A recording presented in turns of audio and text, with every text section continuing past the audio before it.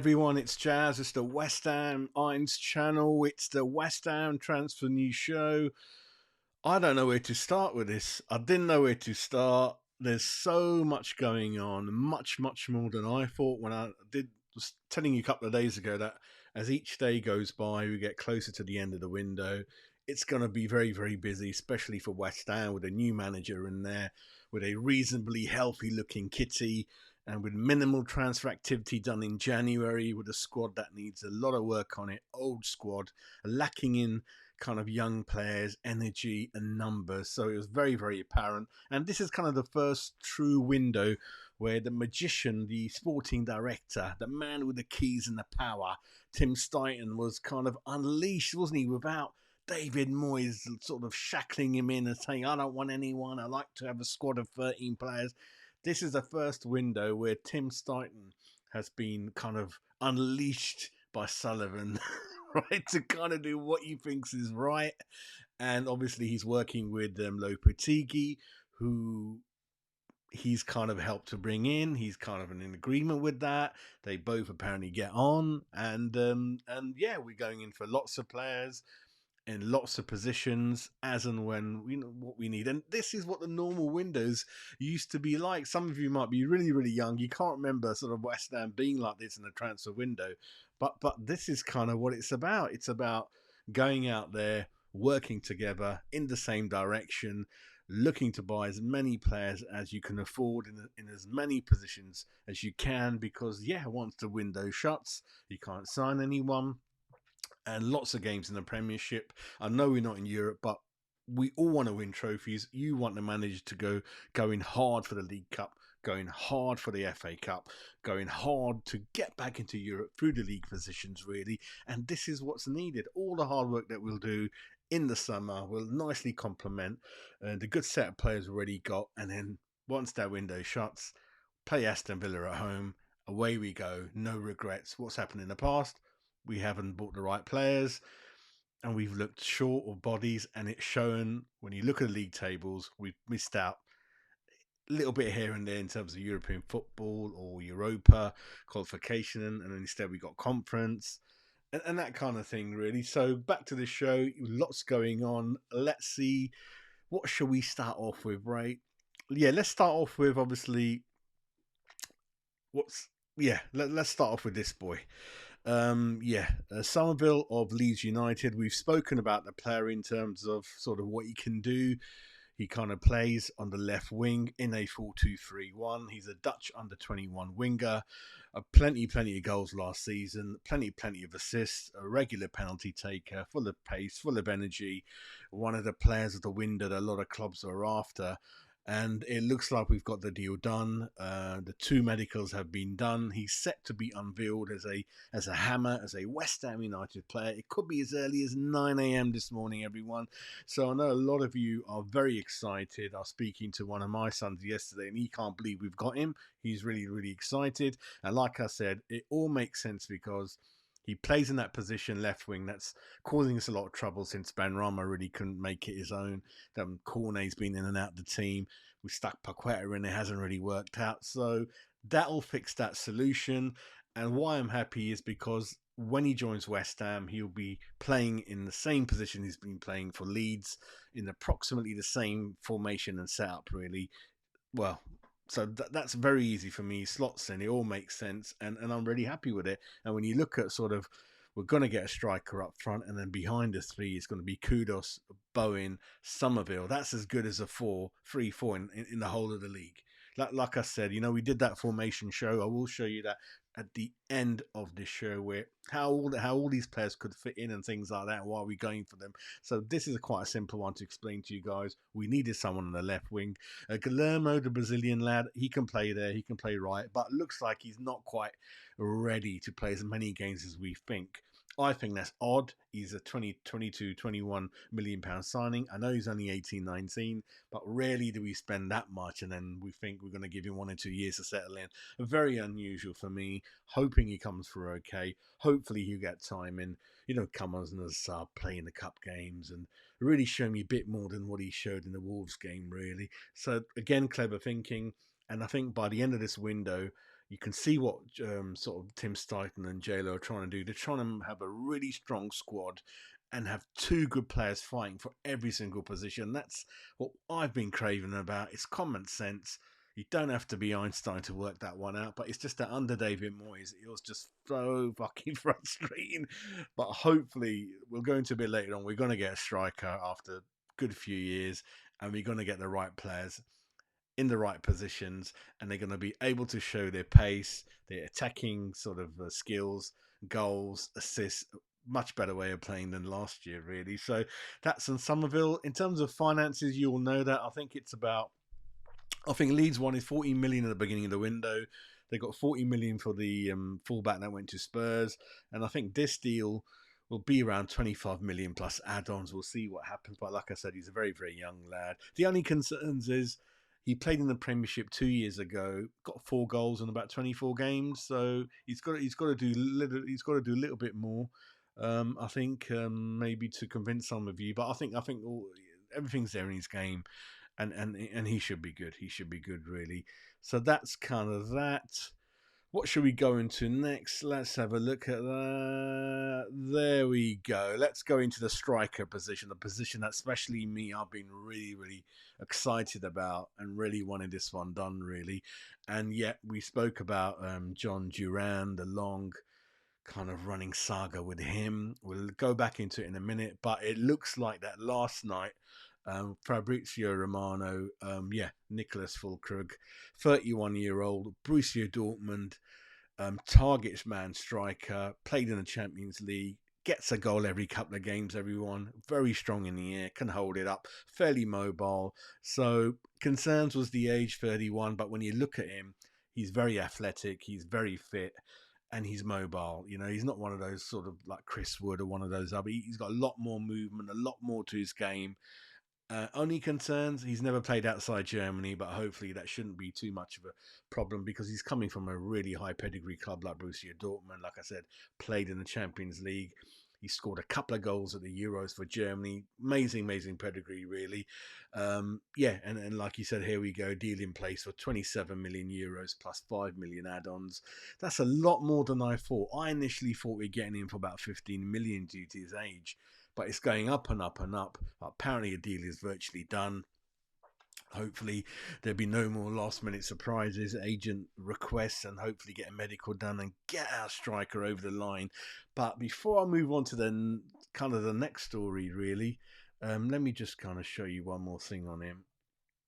So that's kind of, a goal every 64 minutes, one of the websites is saying about him. But before I go on to the other player, what's happening with John Duran? I had a feeling that we were going to go for really clever loan moves, loan to perm moves towards the end of the window where you've got your main players in, you spent the majority of your kitty, but there's room in the squad to make those clever moves where right at the end, the last 48 hours, you're able to pick up a few bargains, a few unexpected surprises in a nice way and things like that. And I was thinking, are we going to get Broja, loan to perm? Are we going to get kind of what could happen is if this guy comes in, I doubt if we got the 30-40 million for Dura. So what could happen? Because Villa are obviously in the corner now. You know, if this deal goes over the line, Villa are going to get worried because no club can show off an act like that and say, because I don't think anyone else is going to come in for him. I think Spurs are being linked with Solanke and things like that. Chelsea doing their own things. Man United are doing their own thing. So if anyone's going to pay 30-40 million for Duran, it's going to be West Ham. He wants to come. Terms are already agreed. We've been talking to Villa for ages, but things just haven't kind of come to fruition at the end, really. But what could happen is a loan to perm deal where we give them 5 to 10 million upfront loan fee, and then we buy him permanently at the end of the year, really, and then that'll be a balance of 20-25 million. I think that'll make sense for all parties. Some of you fans are saying, let's revisit Duran in January. I want greedy, I want the boy in right now. But then the other thing is, the most important thing that we should all consider is, why would Füllkrug come in if he thinks there's someone else is coming? Is that not his business? I mean, usually I'm told he shouldn't promise people starting positions and things like that. So if he comes in from Germany, Duran comes in. Duran's already fed up playing number 2 to Watkins. I don't know how the mechanics of that works. Or do we tell Duran, you're going to be the number 1, Füllkrug, you're not? I don't know, but that's one. I can't see us playing two up front. Yeah, not sure if they will work together, but yeah, that's something to kind of think about on that. But for me, I'm like I said, I'm happy with Summerville coming in. I'm happy with Füllkrug going in. One of the things with me is when I first hear about it, I kind of, without thinking much, I kind of get really excited or upset. So, but once I look into a player, look at some footage, do some research, then my conclusion, I'm happy for him. I think he plays in that system once again. He fits in that system. He's not a Danny Ings who's going to play up front on his own. He's not a Cornet that's going to be struggling to be up front on his own. He's a strong guy, this guy. He's physical, he's big, full of confidence, clever player. And we should use that experience, especially the European experience, hopefully next year, all that kind of thing. So that's kind of on him, everyone. What should we go into now? Let's have a look. Yeah, there we go. This one completely came out of the blue yesterday afternoon. It's the Argentinian World Cup winner, centre mid player who's got a good relationship with J-Lo. It's a 30-year-old Guido Rodriguez who's played with Alvarez in Mexico, and apparently Alvarez had a reasonable part to play to hopefully get this one over the line for West Ham. He was going to go to Barcelona. One or two things, I don't know what happened. It didn't end up materialising. More clubs are in for him, but as soon as he knew West Ham are in for him, apparently the deal's been done, and hopefully we're moving along quite close to getting this one over the line. Again, very, very happy. And if you watched my last show when I did the tactics, I was telling you that the weakness is centre back pairing between Kilman and Agurd, because I'm not sure on Agurd, and I'm not sure on Paqueta and Alvarez together in the middle. Is more concerns about Alvarez. Funny, Alvarez is fantastic. Don't get me wrong, one of the best CDMs, but he can't hold on to the ball a lot. He's technically not that good, Alvarez. I think Paqueta is, but Paqueta chooses not to be that professional with the ball, do these little tricks and that, which I think J-Lo will sort out. There's footage of J-Lo mic'd up training in Florida, and he's got his arm around Paqueta, giving him a pat at the back. All these star players have got a bit of an ego. He's massaging the ego. That's the way you got to do it, mate. That's the way you got to do it. And I'm sure Paqueta will be more disciplined under J-Lo, will use that technical ball keeping skills to good use. And then Paqueta's back to the CDM position, which he does ever so well for Brazil. But Alvarez is a concern. Souček and Ward-Prowse, you'll find out, like I predicted, they're not going to be in the starting team, I don't think.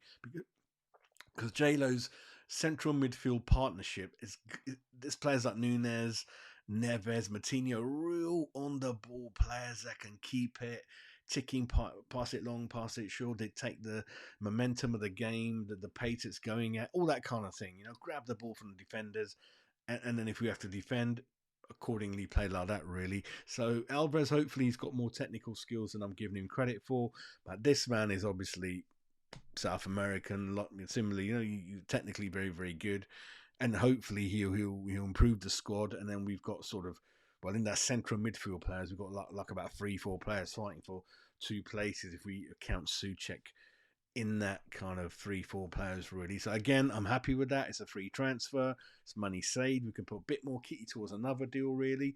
So I'm kind of happy with that. I'm just going to share some stats with you guys about this boy. So yeah, he's going to be 31 in April, so 30. Defensive mid, 30 caps for Argentina, 1 goal. Transfer market values him at 20 million. We got him for free, so that's not bad for the Hammers, is it? Let's go into a bit more information about him. So yeah, that's all the games he's played. Regular for Real Betis last kind of 2, 3, 4 years or whatever, but that's the only team he's played for outside South America. Played a lot for CF America, Mexico, where he was with Alvarez, and then River Plate, which kind of Lanzini's from, if you know. So not a lot of experience with a lot of different clubs in Europe, just Real Betis. But suffice to say, he's a World Cup winner, 30 caps for Argentina, 1 goal. That's nothing to be smirked about, and a regular for Real Betis, who incidentally, you might want to know, they finished 7th in their domestic league last season. That's pretty sort of respectful and quite good. And looks like they didn't score a lot, and didn't concede a lot. So he's a CDM in that team. That probably contributed to that. Let's go get some more information for you guys. That's the transfer fees involved. So not a lot. I mean, yeah, 6 million euros here and there, 4 million euros to kind of Real Betis, really. So again, yeah, it's kind of it is what it is.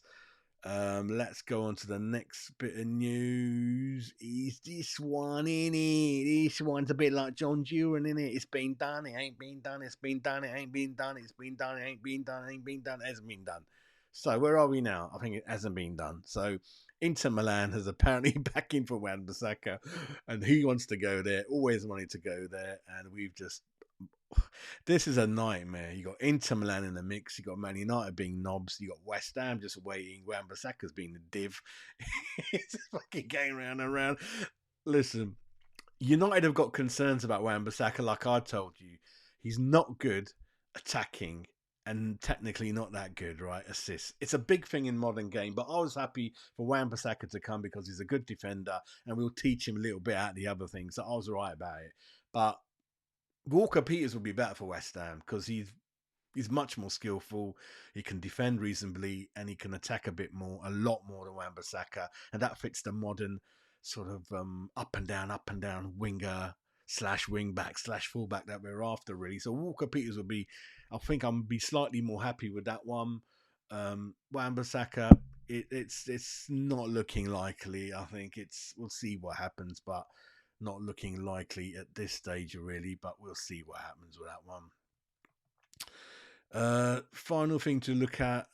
Yeah, this is quite a funny thing. So a lot of going back to sort of Rodriguez being on a free transfer. A lot of players flying around without a fee. And again, I told you guys, clubs like West Ham, hopefully clever clubs like West Ham will go back to these players if they're available, hopefully, once their main sort of set of budgets has been kind of used and things like that, really. So when you look at it, yeah, Martial's apparently down there. I didn't think he'd be. Richie must be the Newcastle boy, the Bournemouth winger.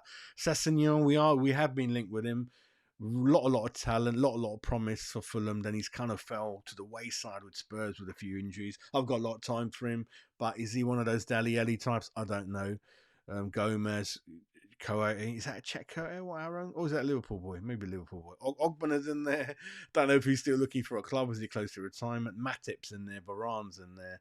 Carrier. So lots of good players. I think the Dutch striker Depay, he should be in there. One or two more should be in there. So there's a lot of bargains to be picked up on that, really. So that was that. Obviously waiting to do the video once Summerville is officially unveiled with his lovely photos and his cost Ames, and then hopefully Anton Ferdinand or someone can interview him. But I'm not sure because a lot of those boys are in the US, aren't they? And I don't think Summerville is going to go to the US. It's too late for that. I think because we've got Palace tonight, haven't we? Midnight, so we'll see what happens. I think that's it from me. Like I said, keep sharing, keep subscribing. We're so close to 3,000 subs. I'm going to go away. I've got to drop my daughter off to work, then I'll be back. But I bet you that 9 a.m. in Summerville gets unveiled, then I'm going to be running like that trying to do my video. But those other channels are going to beat me to it. You know who those fuckers are. But only joking. But yeah, I'll be back hopefully to do the Summerville videos and just to welcome him. The West Ham Irons channel. Welcome Summerville to the club.